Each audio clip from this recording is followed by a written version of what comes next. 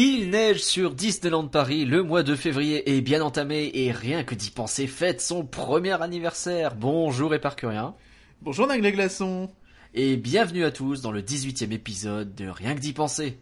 Je déclare Euro Disneyland officiellement ouvert.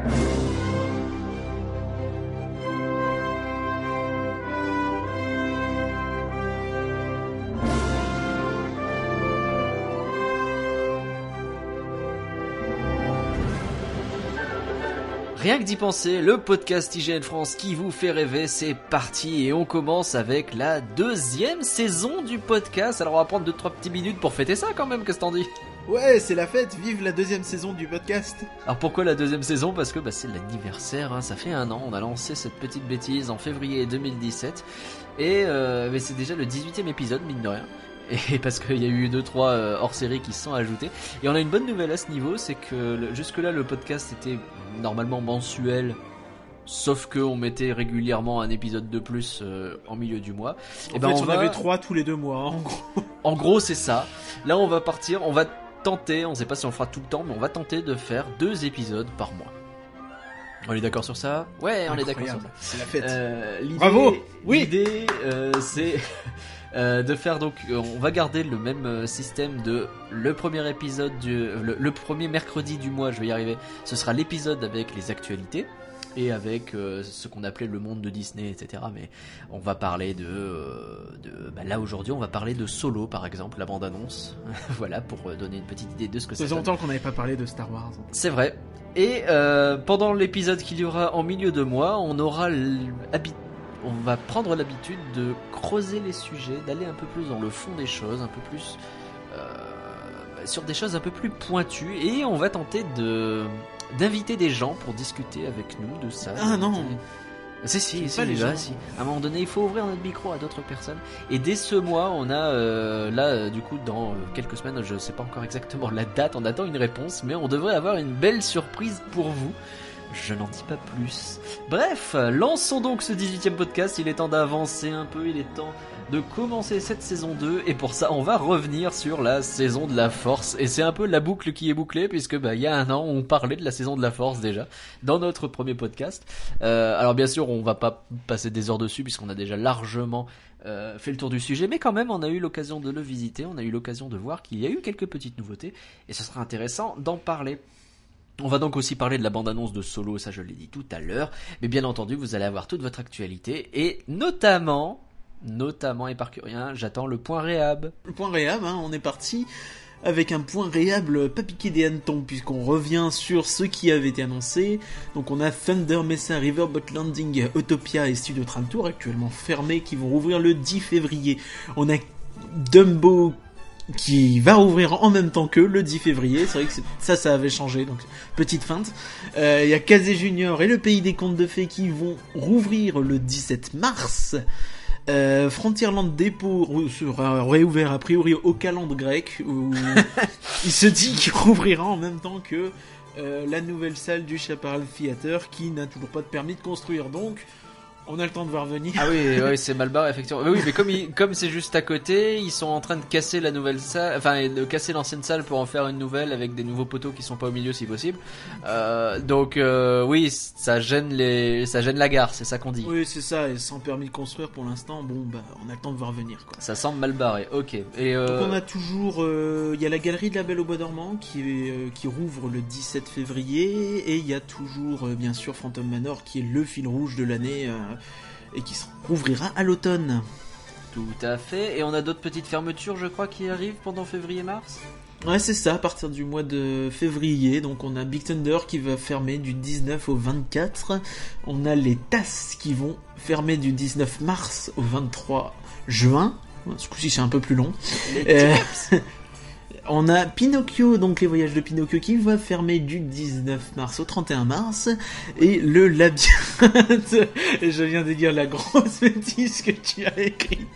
Quoi, tu m'as demandé de préparer, j'ai préparé. Donc le labyrinthe, Alice, ça glisse. C'est ça, donc qui est fermé du 26 au 31 mars, puis du 3 au 7 avril. Bah oui, parce que c'est une fermeture glissante, c'est pour ça Alice ça glisse. C'est un peu bizarre, en fait il ferme quelques jours, puis il réouvre pendant 3 jours, puis il referme. C'est un peu chaud. Délivrez-moi du mal. Pourquoi pas.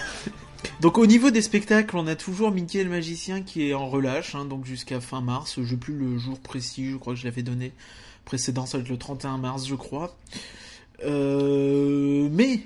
ce qui nous fait très peu de spectacles hors saison de la force en ce moment, n'est-ce pas? Ben tout à fait, oui, c'est vrai que du coup dans le parc Disneyland actuellement, il y a pas grand-chose. Oui, et heureusement parce qu'il y a le retour du comeback du Mickey présente Happy Anniversary Disneyland Paris.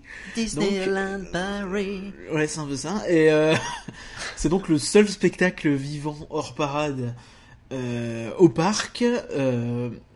À noter qu'il revient donc sans Duffy. Sans Duffy. Sans Duffy. C'est-à-dire Duffy. Sans Duffy. Ils ont perdu. Il n'y a plus le Duffy. Il y a plus Duffy. Mais alors pour rappeler, parce que les gens ne savent peut-être pas qui est Duffy, et c'est peut-être justement le problème. Duffy, c'est l'ours inutile qu'ils ont tenté de nous mettre dans la tronche en plus des autres mascottes Disney. Et pourquoi il est pas là, Duffy? Parce que bon, il est inutile, mais d'habitude il est là. Qu'est-ce qui s'est passé? Surtout il est pas remplacé, ce qui est un peu dommage, mais là on va du coup un peu embrayer sur ce qui semble être son futur au petit Duffy, hein. Il semble bien que il soit parti pour partir. Voilà, c'était un peu nul. Il va partir pour partir. Il va partir pour partir quoi? Ils vont nous retirer Duffy? Ouais, il semblerait bien, hein. Déjà les meet and greet, les rencontres personnages avec Duffy étaient déjà devenues faméliques, sinon supprimées, hein, pour la plupart. Et oh là oui, donc il y a eu les soldes ce mois-ci, il y a eu les derniers costumes qui ont été soldés, on le voit de moins en moins présent, il est plus dans le spectacle, donc comme on l'a dit. Autre point à souligner aussi, c'est à Storybook Store. Donc je sais pas si tu te souviens, c'est la boutique tout de suite à l'entrée sur la gauche. Ah oui, bien sûr, voilà, bien sûr. C'est précis sur Main Street. Si, mais je vois très bien en plus. Il y avait un tigrou à la base, un énorme tigrou derrière une vitrine. Et il a été remplacé par un grand Duffy. Ah. Et finalement, Tigrou il est revenu. Ah, donc finalement ils ont retiré Duffy encore. On se dirige vraiment vers une disparition presque totale de Duffy, si j'ose dire. Je pense que les fans de Duffy vont devoir prendre leur ticket pour le Fan Days et autres événements où ils pourront se faire plaisir. Ou sinon ils peuvent partir au Japon, il y en a tout plein. Alors en l'occurrence effectivement au Japon il y en a des tas de partout, des Duffy, ça m'a un peu, mais c'est presque un peu mon fil rouge et je vais être déçu du coup de plus pouvoir taper sur Duffy qui sert à rien. Parce que non, moi je trouvais qu'il était inutile, mais quand même c'est bon, d'accord, très bien, tant pis Duffy. Après je vais pas dire non plus qu'il va me manquer, faut pas déconner, mais ok, plus de Duffy. Il y a quand même des fans, donc c'est dommage pour eux. Bon, faudra qu'ils se rabattent sur Fan Days et sur autres. Ça va être galère pour trouver des costumes et des choses comme ça, mais bon, il va falloir se débrouiller avec l'import et des choses comme ça, quoi. Après, c'est vrai qu'une mascotte des parcs Disneyland, c'est un peu chelou. Ils ont des mascottes, ils en ont déjà plein. Est-ce que cet ours avait vraiment un intérêt? Il avait du succès à certains endroits, hein, donc. Au Japon, oui, effectivement. Aux États-Unis, il me semble qu'ils le gardent et qu'il marche quand même, pas aussi bien qu'au Japon, mais il marche quand même. Tu veux dire que nous, Européens, n'avons pas de cœur? Grosso modo, on est plutôt méchants quand même. Hein. On est plutôt méchants. Bon, merci Duffy en tout cas d'être venu. On va voir si ça se confirme cette histoire, hein, parce que bon. Après, ce qu'il faut se dire, c'est qu'il est dans le groupe de personnages VIP de Disney Fan Days. Donc on le verra quand même régulièrement, je pense, pour ceux qui veulent suivre la marque Fan Days. Donc pour les plus fortunés d'entre vous, a priori. A priori.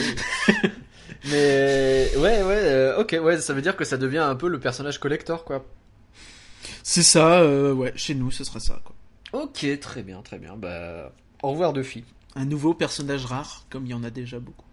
Est-ce que maintenant le personnage rare, Clarabelle, elle ressort plus souvent que Picsou, hein, je veux dire, à un moment donné, j'aimerais bien qu'ils mettent plus de Picsou que de Clarabelle. On voit beaucoup Picsou maintenant, il a son petit meet and greet.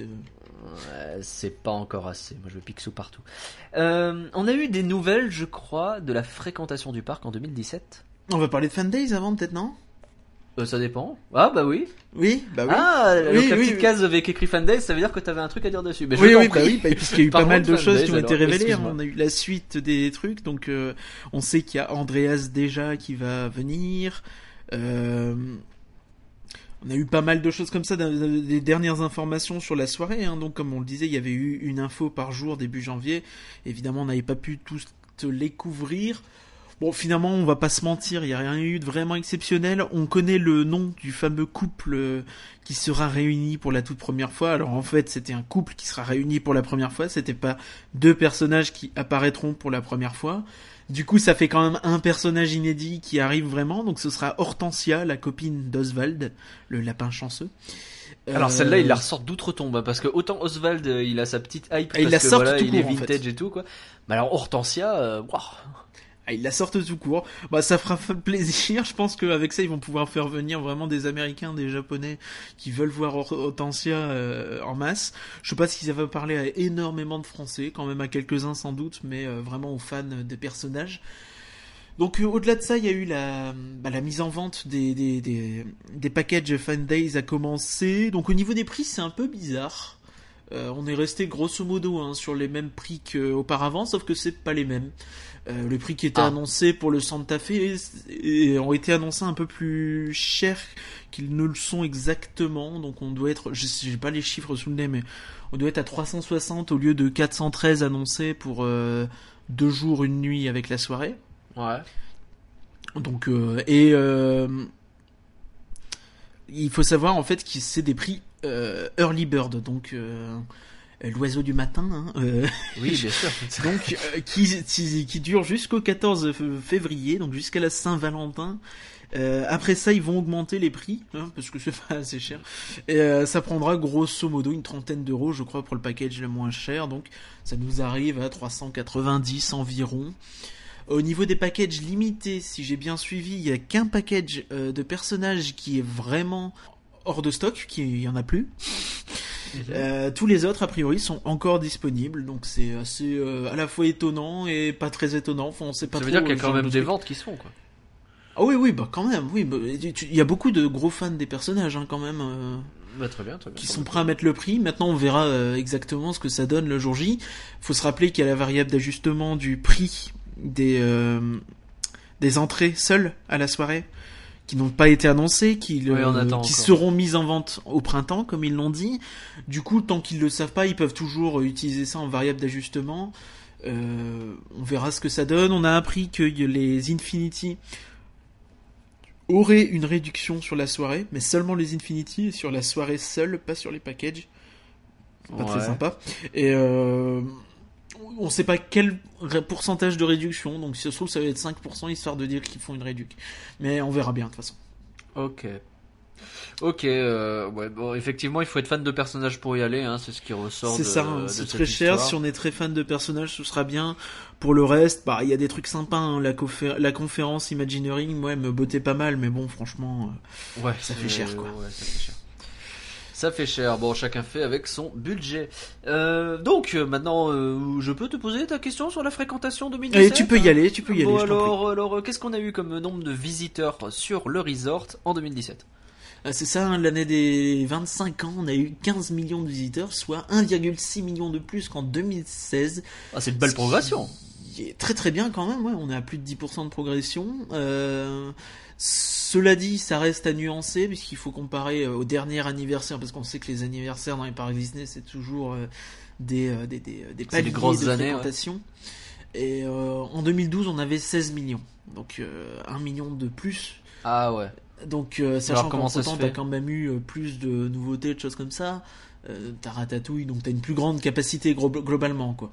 Ouais, t'as beaucoup eu de réparations, alors que en termes de nouveautés, à part Ratatouille, bon. Oui, bah t'as eu Ratatouille et Ratatouille. Voilà, c'est ce qu'il me semblait. Et puis après, c'est des spectacles, c'est des saisons, mais voilà, c'est pas non plus. Ok, mais alors pourquoi, qu'est-ce qui s'est passé en 2012 ? Pourquoi il y avait autant de monde en 2012 alors que tout le monde disait que le parc il était dans un sale état ? Bah, faut se rappeler de la politique de l'époque qui était vraiment une politique de nombre de visiteurs plus que de la qualité entre guillemets des visiteurs. C'est-à-dire que tu venais pour pas très cher, il y avait des réductions à tir larigot, il y avait des passeports Je sais pas si tu te souviens de ça, des passeports découvertes qui avaient été donnés à l'époque. Ils avaient donné des passeports. Ils avaient donné des passeports. Genre, tu reçois un passeport. Bon, après, du coup, souvent, c'était ciblé pour que ça atterrisse dans une famille. Du coup, l'idée, c'était un peu de forcer la famille à prendre des trucs. Mais bon, tu offres quand même un passeport. Ah ouais. Bon, voilà. Bon, aujourd'hui, le premier passeport, il coûte plus le même prix qu'avant.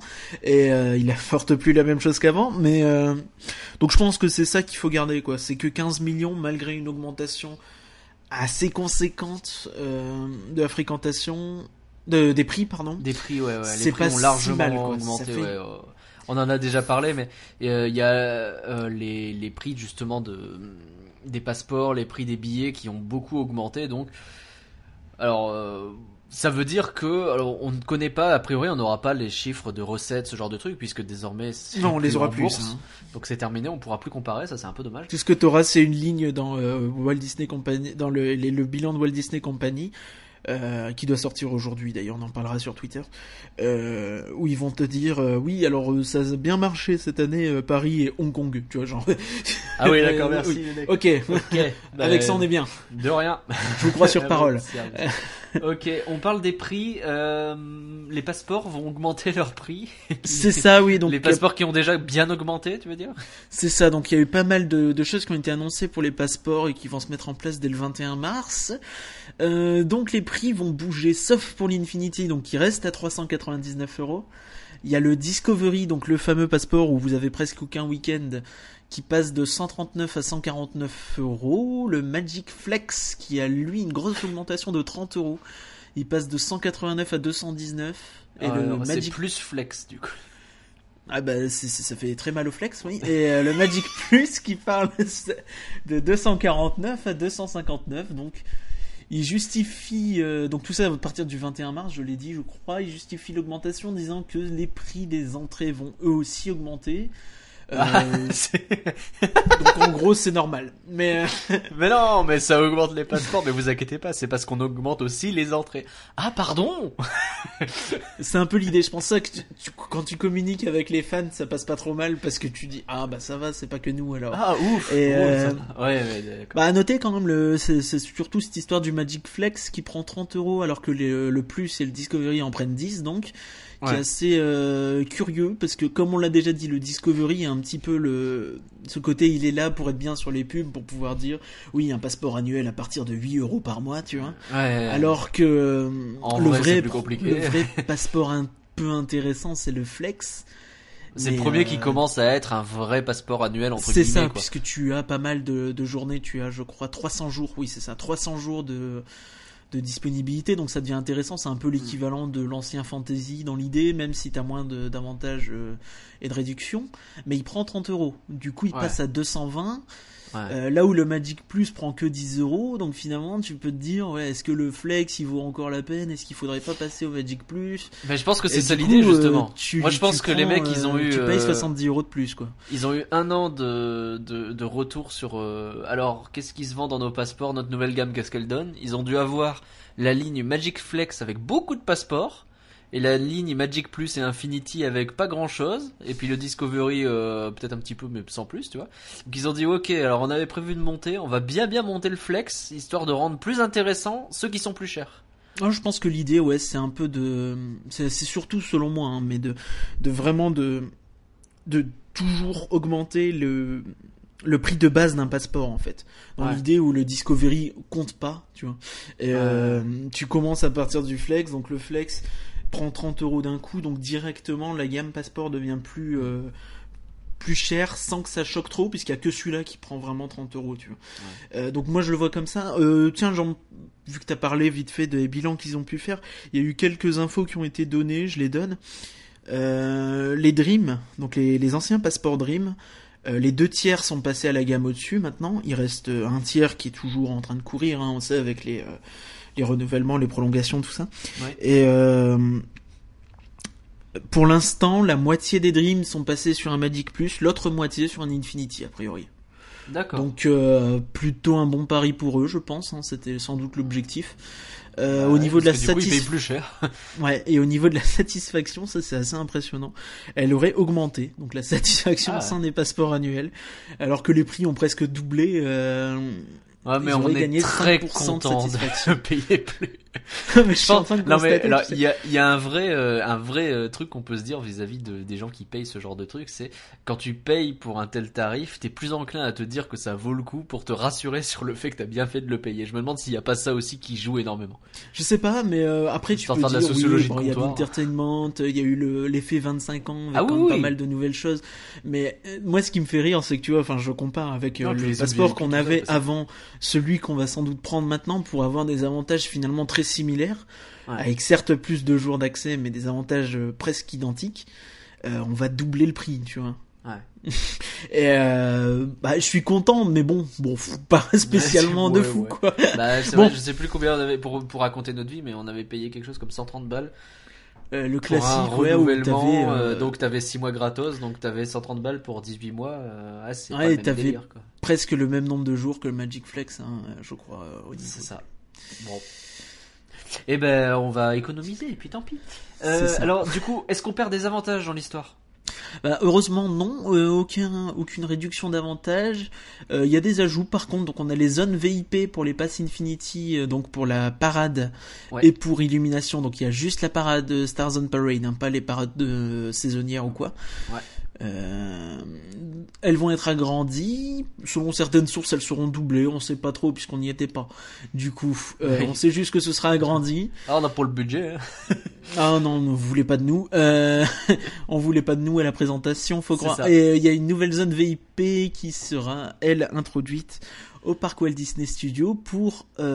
le show Stark Expo présente une nouvelle énergie pour demain, donc pendant l'été des super-héros Marvel. D'accord, alors ça veut dire, s'ils me créent une zone VIP, c'est qu'ils tentent de éventuellement laisser des spectacles aussi longtemps que possible à cet endroit. Ils sont en train d'essayer Bah, de... il y en a déjà pas mal, hein, entre Ouais, mais du coup, la ils saison de la organisent Force, le parc Dingo, pour que ce soit encore d'autant plus. Ça veut dire j'ai que presque ce envie de parc dire que s'organise, quoi. j'ai presque envie de dire que c'était pas normal qu'on ait pas, étant donné que bon, t'as Illumination, t'as Justement, Star Zone voyons, Parade et t'en as pas pour les autres shows nocturnes. on c'est un peut peu y dommage. voir un progrès. Oui, c'est bien qu'ils le mettent en place, effectivement. Ce qui est Ok. étonnant, oui, c'est que qu'ils agrandissent les zones où il y avait les Infinity, mais que selon les retours des gens qui en ont, elles étaient loin d'être pleines, et qu'ils changent pas non plus l'idée que tu ne peux pas y aller avec un accompagnant. Tu y vas Ok. tout seul si tu as ton passeport, en réservant par téléphone jusqu'à la veille maximum. Tu vois. Et d'ailleurs, à ce Ah, niveau, faut réserver pour la veille pour. ouais, au plus tard la veille, Ah ouais. sachant qu'ils ont annoncé que c'est en projet de tout passer en numérique, donc pour avoir des applis, voire un site pour gérer toutes les réservations, les avantages, les nuits sèches et compagnie pour les passeports annuels, mais que ce sera vraisemblablement pas disponible avant 2020. Ah oui, oh là là. Donc oui, jusque-là, oui, il va d'accord. falloir appeler la ligne dédiée aux Infinity et Tous ceux poireauter qui parce ont que... déjà vécu la mise en place d'un site savent que oui, ça prend du temps ces conneries, mine de rien. Ils sont même très bêtes de donner une date, ils auraient dû dire plus Ah tard. mais là tu dis que ça Bref. fait déjà un an en plus, ouais je sais pas. Ouais, Ouais, non, ça toujours prend du est-il temps. que Vraiment, ça prend du temps. c'est frustrant je pense pour les Est-ce gens qu'il y a- de devoir téléphoner en 2018 Ah oui, non, c'est un peu chelou, pour c'est un peu réserver. chelou. Qu'est-ce qu'il y a d'autre comme nouveauté? On a une gamme de produits goodies pass annuels qui vont être vendus à Flora's Boutique sur Main Street. Des t-shirts je paye cher. C'est un peu ça, hein, mais bon, chacun aime ou pas. Je peux comprendre que ça fasse râler des gens qui disent ouais c'est pour se la jouer machin. Après au fond chacun porte ce qu'il veut. C'est Donc il y aura des exclusif aux mugs. gens qui ont des passeports. Faut venir avec ton petit passeport pour dire je veux ce truc-là. Bah je pense que ce serait pas légal de faire ça en fait. Ah.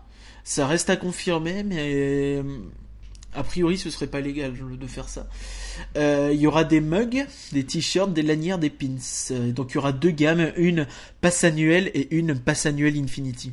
Alors moi je pars du principe, là j'ai envie d'acheter un pass annuel Discovery et juste de prendre tous les goodies Infinity histoire de, tu vois. Ouais. Juste Bah oui. pour marquer ma différence. Ah tu bah vois. oui, bah normal, pour montrer un peu que t'es pas roturier quoi, je comprends. Tout est dans le paraître. Ok. Et du coup, est-ce qu'il y a des soirées qui seront prévues? Il y aura une soirée effectivement, des soirées pardon, qui seront réservées. À l'époque, elles étaient gratuites pour les passes annuelles. Il y en avait eu il y a quelques années. Maintenant, ce sera payant, a priori. Oui, Certaines seront réservées aux Infinity et d'autres seront également accessibles au Magic Flex. Plus, pardon, pas au Magic Flex. Pas la J'aime plèbe. bien, on trie les gens en fonction de leur C'est un revenu. peu ça. C'est vachement sympa. À noter aussi que ceux qui ont encore des Dreams, ils vont devoir passer au-dessus s'ils veulent aller à une soirée.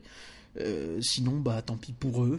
Ah bah Ils oui, avaient oui, qu'à pas du coup, bah renouveler ouais. leur Dream de 18 mois en avril ou en mars. Ah bah l'année ouais. dernière.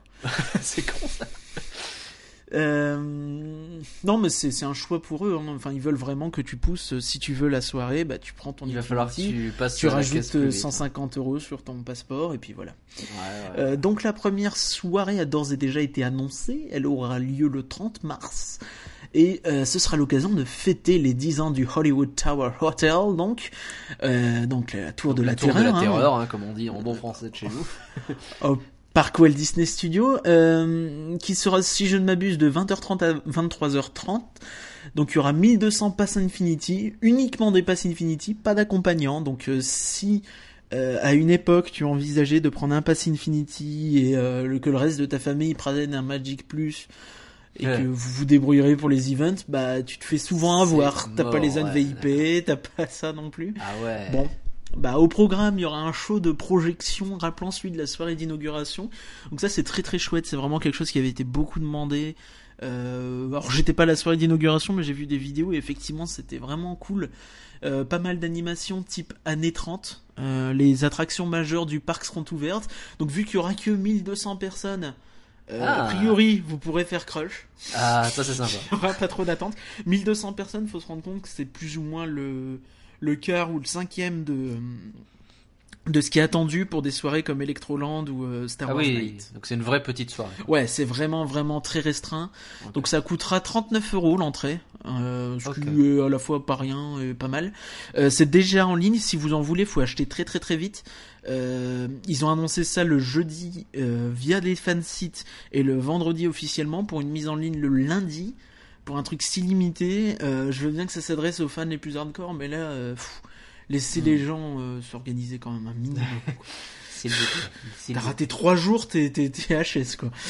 Ouais, bon, pour l'instant, il y a encore des places a priori, mais ça devrait pas trop traîner quoi. Ok. On a des vidéos promotionnelles qui sont sorties et qui étaient plutôt cool. Ouais, y a pas grand chose à dire là-dessus hein, quand même, mais ouais, ils ont sorti pas mal de vidéos, notamment sur Phantom Manor, l'été des super-héros Marvel. D'ailleurs, fait assez rigolo, la nouvelle tenue de Iron Man, je crois, était montrée de façon la plus claire possible, celle d'Infinity War, dans ce spot pour l'été des super-héros, ce qui fait qu'il a énormément tourné en fait sur les sites de comics et de geeks à travers le monde, tu vois, genre c'est la je sais pas si c'était voulu, mais c'est bien joué. Ça a dû péter un embargo quelque part, ils étaient pas au courant. Il y a peut-être eu un petit problème. Bon, c'est pas donc à ça, il y a eu vraiment des très belles vidéos sur Phantom Manor, sur la saison de la Force aussi. On se demande un petit peu ce qui se passe. Il y a eu le nouveau marketing aussi. Je sais pas si t'as vu la nouvelle campagne publicitaire qui passe notamment à la télé en ce moment, en fait, où tu vois des jeunes faire des trucs à Disney, en fait, et le parc est montré, mais en fond, tu vois, genre tu vas voir des jeunes en train de faire les cons entre guillemets, de rigoler ensemble dans Space Mountain, tout ça, et tu vas voir Space Mountain, mais c'est plus dans le fond, tu vois. D'accord. Tu vas les voir un peu sur rigoler, les gens et sur l'expérience. Ouais, c'est ça. Plutôt et que... tu vois évidemment dans le cadre que c'est le parc, tu reconnais le château, tu vois illumination, tout ça, mais c'est tourné de façon un peu différente, à viser plutôt les jeunes adultes, tout ça. Donc, je sais pas un petit peu ce qui leur arrive là, mais on dirait qu'ils se sentent pousser des ailes et qu'ils prennent des initiatives et ils font des choses plutôt jolies, plutôt intéressantes. Qu'on aime ou pas cette campagne télé, au moins les campagnes sur le net avec Phantom Manor, tout ça sont très jolies. Vraiment, je vous recommande d'aller la voir. Hein, la vidéo sur Phantom Manor, ça fait très très plaisir et ça donne envie d'aller voir la réhab dès qu'elle sera faite. Très bien. On a des infos concernant les parcs à l'étranger. C'est ça, oui. Donc rien de majeur encore une fois, mais le château de la Belle au Bois dormant de Hong Kong, avec son style si particulier en fait, qui est un mélange de tous toutes les princesses, de 13 princesses, je crois. Ah oui. Il est en travaux, ça y est, il va être en train, donc on rappelle qu'il était censé être détruit et qu'ils allaient en construire un autre. Il semblerait, quand on regarde le concept art, que beaucoup du château original sera gardé et qu'ils vont juste rajouter au-dessus, en fait. Et bon, ça s'annonce intéressant. Il n'était pas joli, le château ? Mais tu sais, c'est celui qui était copié de la Californie. Donc à l'époque, avec les règles très très très strictes sur la hauteur des bâtiments. Donc il fait une trentaine de mètres de haut, je crois. Ouais, on en avait parlé, et à Shanghai, il est énorme. Et du coup, il y avait un côté un peu, tu sais, ça déprécie la valeur un peu de Hong Kong. Si tu dis, un tout petit château, c'est un peu ridicule comme parc. Oh, le concours de quéquette, quoi. Il y a un peu de ça, mais c'est vrai qu'il est très petit, quoi. Et là, oui, donc vraiment, il est assez beau. Enfin, le concept art est particulier. Il laisse les gens divisés. Bon, on suivra de toute façon. On verra ce que ça donnera une fois que c'est les fait. Concept art, faut voir ce que ça donne en vrai. Ouais. Toy Story Land. Toy Story Land, encore une fois des concept art, ce coup-ci pour la Floride, donc puisqu'il va ouvrir cet été à Disney's Hollywood Studios, donc à Walt Disney World. C'est celui qui ressemble vachement à notre Playland. Oui, c'est le principe de tous les Toy Story Land. Celui de Hong Kong ressemble plus à notre Playland en fait. D'accord. Mais ouais, non, c'est celui qui aura un coaster. Et qui a Toy Story Mania déjà dedans, et qui aura une attraction avec les. Bon, c'est celui qui ressemble au nôtre, mais avec plein de trucs à faire dedans. C'est celui qui ressemble pas du tout. En fait, non, mais je parlais en termes de décor. J'ai vu l'image passer et ça ressemble énormément. Oui, c'est ça qui est un peu rigolo en fait, c'est que ça ressemble dans l'idée du décor, c'est-à-dire que bon, on va pas se mentir, c'est pas Star Wars Land en termes d'ambition.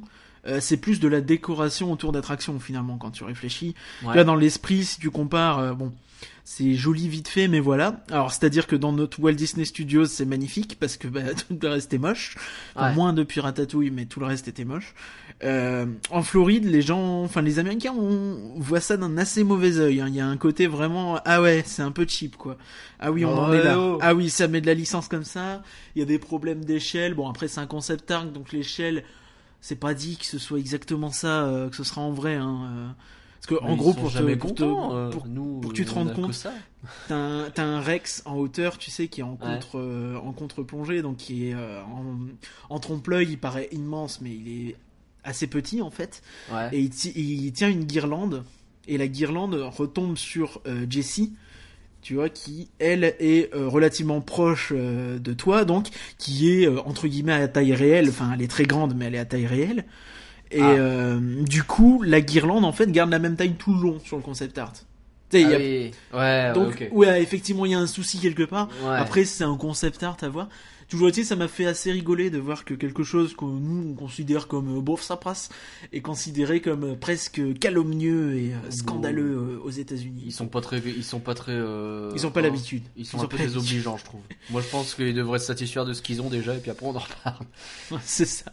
Qu'est-ce que c'est que Paradise Pier en Californie ? C'est le fameux land Paradise Pier, donc qui est censé reproduire un peu l'esprit Luna Park, tout ça des parcs côtiers de la côte ouest américaine. Et c'est pas à côtier. Aïe aïe. Et donc on avait appris, ils avaient annoncé à la D23 que ça allait être à l'expo D23 de août dernier, que ça allait être revisité en Pixar Pier, donc avec en gros de la déco à l'arrache dessus, avec le coaster qui devient le fameux Incredi Coaster, donc l'indestructible coaster. C'est un peu nul. Bon, déjà le nom il est un peu engageant, tu vois. Ouais. Donc il y a un côté un peu vas-y on te met une marque sur un truc qui était pas si mal avant en plus, parce que c'est pas vieux Paradise Pier et c'est pas le truc qui gênait le plus dans le parc, loin de là. C'était assez. Après c'est sûr qu'il y avait un aspect fête foraine, mais c'était totalement assumé, tu vois. Donc après là tu l'auras aussi sans doute, puisqu'ils vont pas revoir la chose, puisque donc ça a fermé là en janvier. Ça va rouvrir cet été, donc tu vois, enfin, vont pas réinventer la roue entre temps, vont rajouter de la déco et puis ce sera tout. On a donc la D23 Tokyo Heat qui va commencer donc du 10 au 13 février, je crois. Je suis plus tout à fait sûr des dates. Je crois que c'est par là. C'est ce week-end de toute façon. C'est peut-être pas du 10 au 13, mais du 10 au 12 ou quelque chose comme ça. Et donc on verra s'il y a des infos intéressantes. Il faut savoir qu'ils avaient notamment révélé les concept art de Pandora là-bas, donc qui est en Floride. Donc c'est pas dit qu'il y ait que des trucs japonais. Donc à voir ce que ça donne. S'il y a des trucs pour chez nous, ce serait sans doute pas rien d'extraordinaire, donc peut-être des concept art sur l'hôtel Marvel, encore une fois, décidément. Hey. Et on a évidemment donc comment il s'appelle le nouvel héros, j'ai oublié son nom, de Marvel, le nouveau film qui sort le 14 février, Black Panther. Voilà, merci dessus. Dont on parlera probablement pendant le prochain podcast, enfin pas le prochain du coup, celui d'après, donc celui de début mars. Ok, donc la nouvelle rubrique qui s'intitule le bien bof bou. Meilleure idée jamais. Hein. On donc va l'expliquer un petit peu parce que on va balancer plein d'infos très rapidement et on va dire si on trouve que c'est bien, si on trouve que c'est bof, si on trouve que c'est bouh, pas bien. Ok, alors je te laisse y aller. Il y a un pirate qui a perdu la tête dans Pirates des Caraïbes à Paris donc, et il me semble que c'est le commissaire priseur, je crois qu'on appelle ça comme ça, le mec qui vend les armes de la rouquine aux enchères. Ouais. Et le même jour, en Californie, il y a eu, dans l'attraction Petite Sirène, donc Ursula qui a également perdu la tête. Ça c'est très fort. Le fait est relativement exceptionnel, je sais pas s'il y avait déjà assez eu fort. des trucs. Le même jour sur les deux, c'est très fort. Bon, ça on dit que c'est bouh. C'est plutôt bouh, mais c'est rigolo. C'est rigolo, donc ça le fait rigoler. Mais oui, c'est très fort. Quoi, il y a eu ils se sont mis d'accord, il y a un gang de voleurs de tête qui a suivi. Je sais pas, des imagineurs, des mecs de la maintenance qui étaient pas contents, qui ont voulu faire remonter un truc en même temps, une action coordonnée, je sais pas, la nuit, je donne un coup de coude dans la tête. Ok. Je ne sais pas. L'autre, le suivant, c'est beaucoup moins rigolo pour le coup. Oui, non, beaucoup moins. Il y a encore une fois, hein, c'est loin d'être la première fois, un cascadeur qui s'est blessé à moteur action. Voilà, donc ça date de début... c'est Boo aussi, oui. Oui, ouais, c'est ça, du 10 janvier par là. Fracture au tibia, apparemment, conduit à un hôpital. C'est une banale erreur de manœuvre à faible vitesse qui aurait provoqué ça, donc c'est l'accident bête finalement. Ouais, ce qui est assez triste finalement, c'est qu'il y a pas mal rétablissement à cette personne. Il y a pas mal de cascades qui ont déjà été enlevées pour des problèmes de sécurité. Il y a eu énormément de choses. Si vous pouvez creuser, il y a eu pas mal d'articles qui ont été écrits sur de vrais problèmes de gestion de management sur ce show. Après ça remonte, hein. Sans doute. J'espère que ça s'est amélioré depuis. Mais bon, quand on voit qu'il y a encore des accidents, ouais, c'est moche. Bouh. Ok, ensuite. L'épave du Mark Twain qui a été tractée par le Molly Brown à la vue des guests. Oui, c'est ça, donc le fameux bateau fantôme du Molly Brown qui est dans un état lamentable. Il est tracté par sa sœur. Qu'est-ce que c'est que mais quoi, ils ont voulu le ranger et du coup ils ont sorti l'autre gros bateau. Ils l'ont poussé. C'est ça en fait, le Molly Brown devait aller en cale pour sa réhab. Ouais. Et donc, mais c'était le Mark Twain qui était en cale évidemment, puisqu'il a toujours pas été démonté ou quoi que ce soit. Et du coup, le seul moyen de faire aller le Molly Brown en cale, c'était de sortir le Mark Twain de la cale en le tractant avec le Molly Brown. Et pour ensuite donc mettre le Molly Brown en cale. Le gros problème de ça, c'est... Bon, en soi, déjà, c'est moche de garder ce Mark Twain dans un strict état. Enfin, finissez-le ou faites-en une photolocation Bernard et Bianca dans le bateau pour Havre, là, je sais pas trop. Ouais. Faites quelque chose. Oui, bien. Je sais plus le nom, mais oui. Ouais, ok. Bon, déjà, c'est beau, ça aussi. Mais ne le faites pas devant les guests. Faites-le la nuit, sinon. Bah oui, si vous voulez le tracter, vraiment. Ouais, mais faut voir. Ça se trouve, la nuit, c'est compliqué. Mais ouais. Bon, c'est beau, hein, tout ça. Walt Disney World veulent tester un système de déblocage des portes de chambres d'hôtel via Bluetooth et appli. Dis donc, c'est vachement moderne, ça. Ouais, bah c'est assez rigolo. Je sais pas, il y a un petit côté Black Mirror dans cette news. Un peu, ouais. Mais après, ça me semble un peu overkill de faire tout ça pour juste ouvrir sa porte d'hôtel. Hein. Bah après, t'as déjà les Magic Bands aux États-Unis, c'est assez overkill aussi. Hein. C'est-à-dire que bon, tu te ramènes, tu mets ton bracelet, ça ouvre la porte, tu payes avec, tu vois. Ouais, tu payes avec. Rentres dans les parcs avec, tu fais un peu tout avec ton Magic Band déjà. Je trouve ça un peu bof. Je trouve que ça sert pas à grand-chose. Moi, je trouve ça rigolo. Je vais dire bof aussi. Tiens. Qu'est-ce que c'est que cette histoire? Décidément, il y a eu que des soucis. La porte du monorail s'est ouverte alors qu'il était en mouvement au Walt Disney World. C'est assez terrible. Le plus rigolo, c'est même pas ça. C'est que il y a très vite, on a vu donc il y a eu une vidéo qui a tourné donc avec cette fameuse porte ouverte et très vite il y a eu des photos qui ont ensuite tourné avec des affiches où c'était écrit, je vous le traduis, ne vous appuyez pas sur les portes. Bah oui, on sait jamais. Des fois qu'elle s'ouvre et qu'on tombe.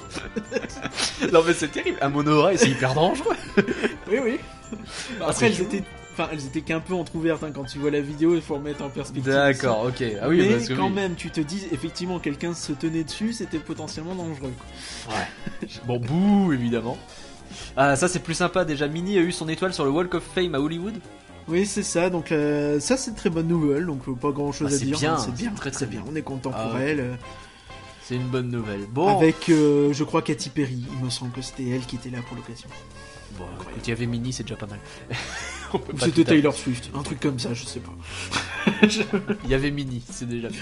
C'est Ok, voilà pour toutes les actus, une grosse séquence d'actu, ce sera comme ça maintenant sur le podcast, mais on va pouvoir passer donc à la saison de la force.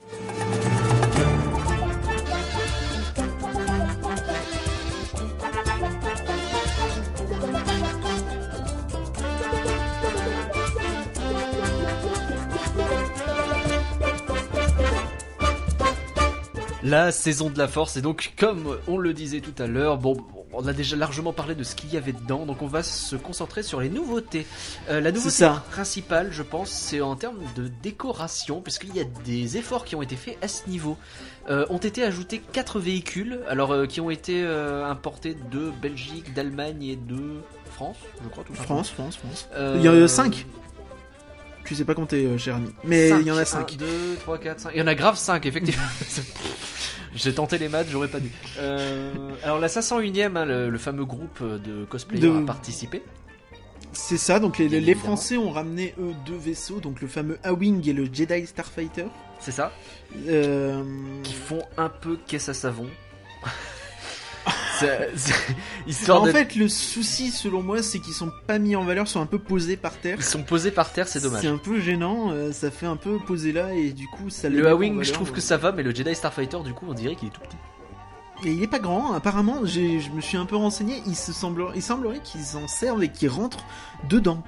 Que quelqu'un Oui, non, puisse mais- rentrer dedans. C'est c'est pas vrai- pour autant que le vaisseau il est pas correct, je veux dire. Mais du coup, il fait petit là où il est posé, quoi. Il fait petit, c'est vrai, je suis tout à fait d'accord. Moi j'aime Le beaucoup A-Wing, j'aime beaucoup. Par contre, il y a des J'aime détails beaucoup qui sont ce mis qui est fait. Après, tout n'est pas parfait. Faut vraiment garder à l'esprit que c'est du travail de fan. Mais effectivement, j'aime beaucoup le A-Wing aussi.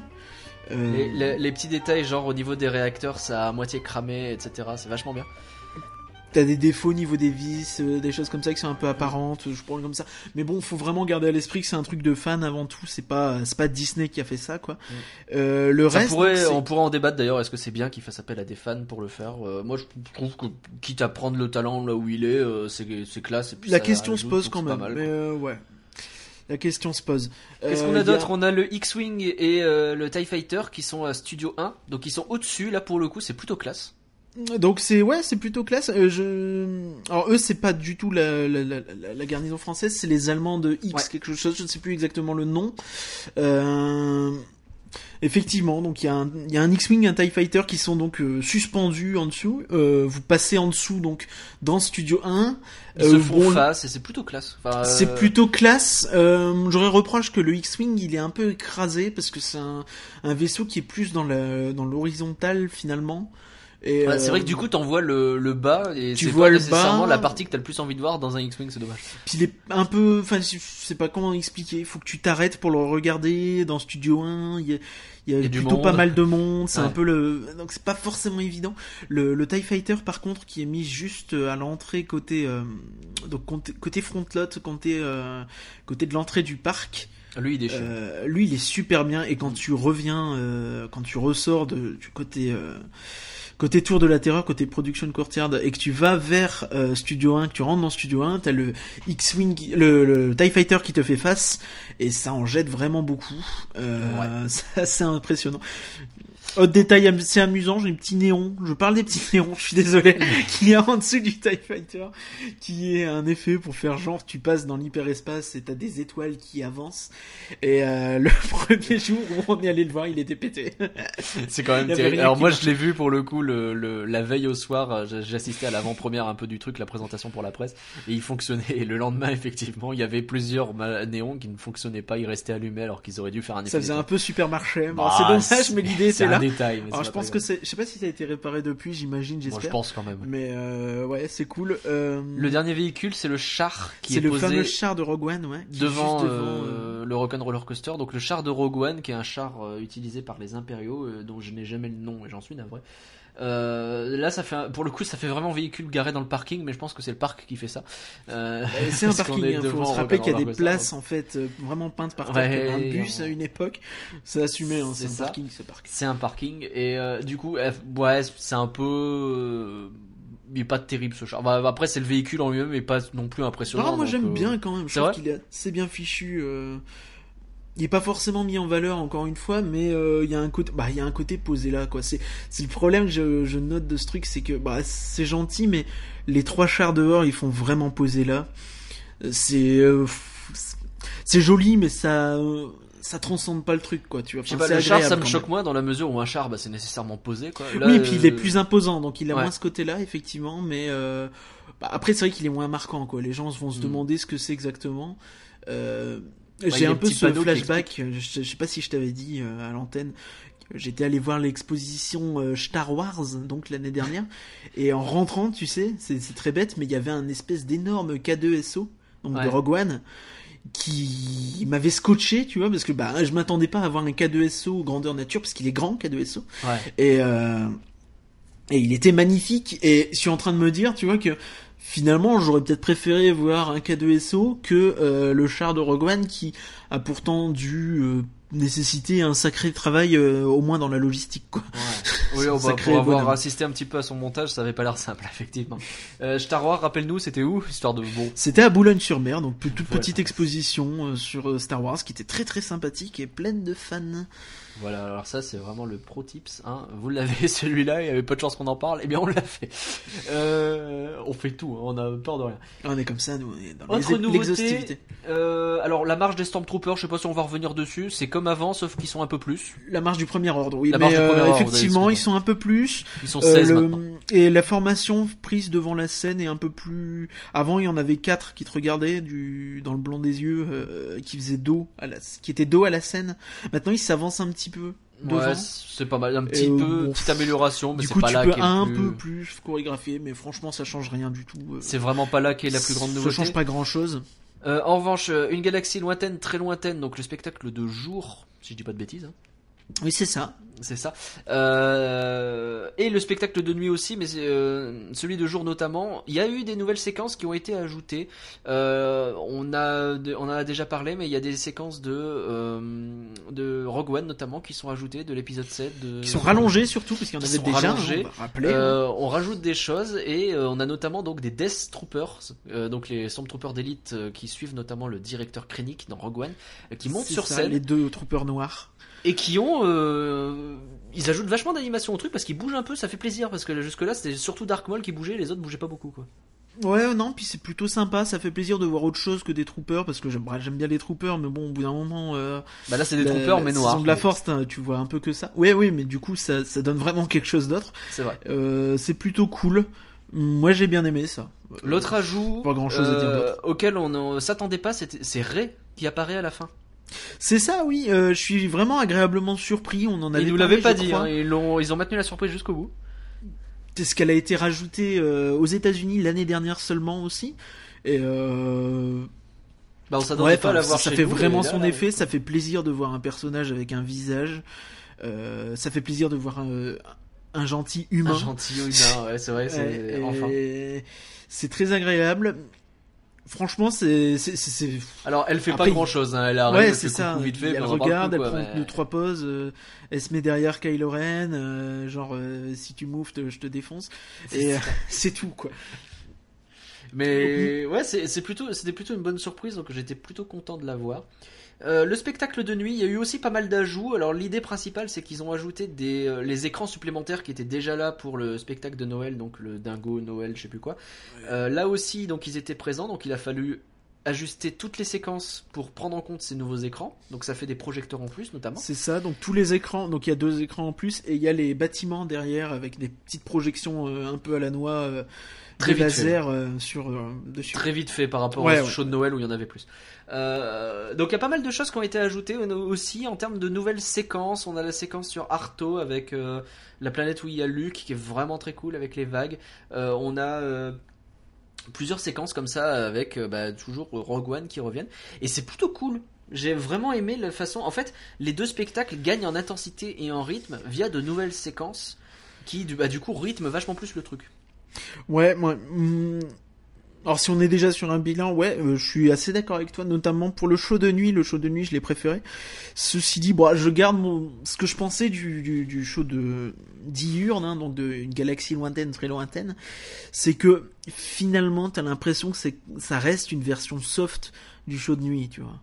C'est un peu, au lieu de regarder le show de nuit avec les projections cool, tu regardes le show de jour sans les projections. Je Avec pense que plus c'est de moins vrai. personnages, On a mais cet effet-là parce que oui, évidemment, il y a les mêmes personnages qui reviennent, etc.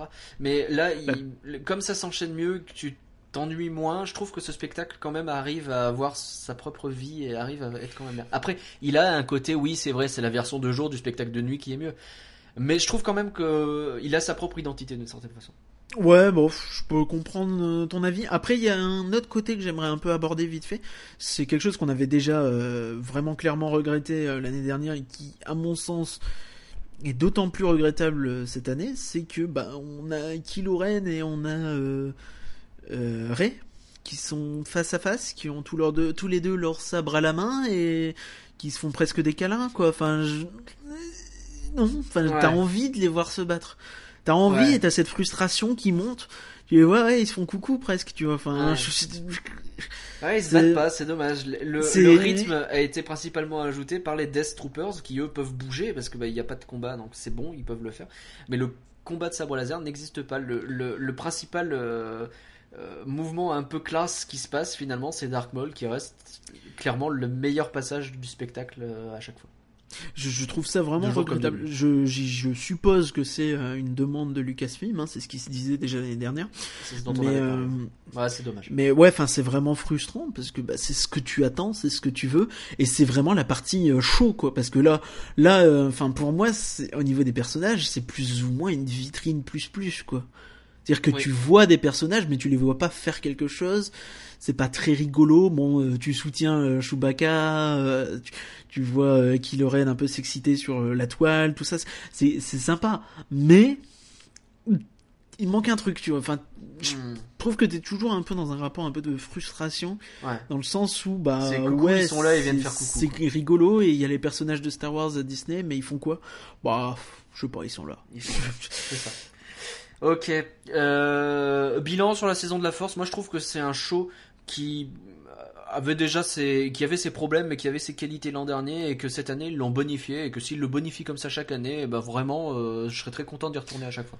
C'est plutôt cool aussi, on n'a pas parlé, il y a eu des nouveautés au niveau gastronomique, culinaire, on va dire, des churros laser, des choses comme ça. Enfin, c'est pas grand chose, hein, mais il y a eu un burger rouge aussi, je crois. Non, mais tout ça ajoute a au été truc, ajouté, c'est c'est plutôt cool. bien. Entre la déco, Ray, tout ça, effectivement, la saison se complète petit à petit. Pour moi, il y a quand même ce côté du tu sens que c'est une saison, une animation de basse saison en fait. Enfin, tu sais, j'ai ce feeling là vraiment où c'est on fait une belle saison, mais voilà. Je suis pas d'accord. Ceci Je dit, trouve en que termes d'affluence, les gens ont l'air d'être au rendez-vous. Au moins les week-ends, la semaine c'est assez calme en ce moment, mais les week-ends ça a l'air d'être pas mal. Il fait froid. Et ça c'est Ouais, plutôt ouais. cool pour eux. Ça veut dire que les fans de Star Wars répondent quand même à l'appel. Mais à moins d'être vraiment très très accro de Star Wars, je pense que tu trouves pas vraiment extrêmement ton bonheur, quoi. Tu trouves ça sympa sans plus. À moins de vraiment être fan, quoi. Je te trouve dur, mais peut-être que je suis fan et que c'est pour ça que je suis. Après, moi, subjectif. j'aime bien. Hein. Attention, j'aime bien. J'essaie juste de prendre du recul. Merci Hypercurien. On va terminer ce podcast avec, en parlant encore de Star Wars, on va parler de Solo. You in? That's yes.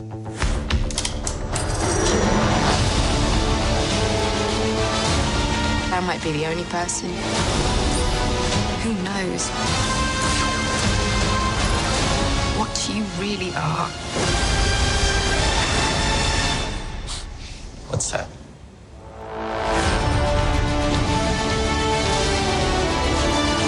Solo, donc on a eu le premier trailer qui a été annoncé. Alors c'était un peu bizarre parce qu'ils nous ont mis pendant le Super Bowl un teaser trailer, puis finalement le vrai trailer quelques heures plus tard, mais en fait le vrai trailer il dure juste 30 secondes de plus, donc en vrai vous auriez pu mettre directement pas le vrai exactement trailer. les mêmes images en plus. C'est un peu... En plus, c'est très chelou. Bref, on a pu voir un petit peu ce que donnait Solo. Alors la première chose, c'est que mine de rien, ce premier trailer, il arrive vachement tard, puisque le film sort en mai le 23, si je dis pas de bêtises, et que on est en février et que enfin on commence à voir les premières images, quoi. Après, c'est pas choquant. Il y a les derniers Jedi qui sont sortis il y a même pas 2 mois. Hein. C'est ça qui fait tout le truc effectivement, mais on sait que le film a eu pas mal de soucis. On sait qu'il a changé de réalisateur. Ils ont changé de réalisateur, que l'acteur qui joue Han Solo, ils ont dû le briefer et mettre un mec pour lui expliquer comment qu'on joue parce qu'il savait pas bien faire. Donc apparemment il y a quand même 2-3 soucis. Donc on n'est pas serein. Là la bande-annonce est sortie.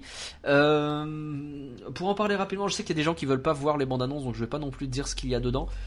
Mais pour en parler rapidement, d'habitude les bandes-annonces de Star Wars, ça me scotche, ça me met le cul par terre et je la regarde 5 fois. Là je vous avoue que non. Je ne saurais pas expliquer. J'ai l'impression que c'est le personnage de Han Solo qui me pose le plus de soucis. En fait, il a, c'est beaucoup le one-liner, quoi, c'est-à-dire des punchlines tout le temps, mais pas drôle en fait. Et il les enchaîne un peu tout le temps. Alors dans une bande-annonce, oui, ça peut faire ça, mais là, j'ai l'impression que ça ne marche pas du tout. Franchement, je sais pas trop quoi te dire. Moi, c'est une bande-annonce, c'est quelque chose c'est vraiment un média qui j'aime pas du tout. Mais celle-ci étant très courte, en plus, elle dure 1 minute 30. Tu vois pas grand-chose du film, effectivement. Et j'ai noté que mais après, c'est toute la bande-annonce qui est vraiment coupée en scènes très courtes. Ouais. Alors, les bandes-annonces ont tendance à être à avoir des scènes très courtes, mais celle-ci, c'est particulièrement haché. Ouais. Tu vois pas 2 répliques qui suivent presque, à part une scène avec Solo et Chewbacca. Voilà, a priori j'ai pas spoilé. Donc c'est la seule truc un peu long et il y a rien de marquant pour moi. J'attends de voir. Le film a l'air d'avoir une photographie quand même assez travaillée, donc ça c'est intéressant. Il a l'air joli. On l'a vu aussi sur les affiches qui sonnent très années 80 et qui sont. Ouais, j'aime beaucoup. Hein. Ouais. Il y a Lando. Lando a déjà convaincu pas mal de monde. Lando est très classe, ça je suis d'accord sur ça. Mais voilà, je vais y aller day one parce que je suis un fanboy. Je vais fanboyiser jusqu'au bout et je serai sans doute pas objectif en sortant. Mais jusque là, j'ai pas été happé par le truc, quoi. Il y a un plan quand même, il faut le dire, qui à mon sens est un peu clairement dans la lignée de ce qui se fait ces derniers temps sur Star Wars, c'est-à-dire que tu as un plan sur un vaisseau. Bon là tu vois sans doute duquel je parle. En fait, un vaisseau comme ça qui est dans une situation particulièrement complexe visuellement et c'est juste splendide. Ça me rappelle un peu les superbes scènes qu'on a eues, notamment dans Rogue One à la fin avec les combats où tu avais vraiment de très belles scènes spatiales et de baston, et aussi dans les derniers Jedi avec la scène d'explosion impressionnante qu'on voit. Voilà. Pour pas en dire plus. Voilà, donc ça m'a rappelé un peu ça. Donc je me suis dit que au moins le studio des effets visuels, il était au rendez-vous. Oui, le reste on verra.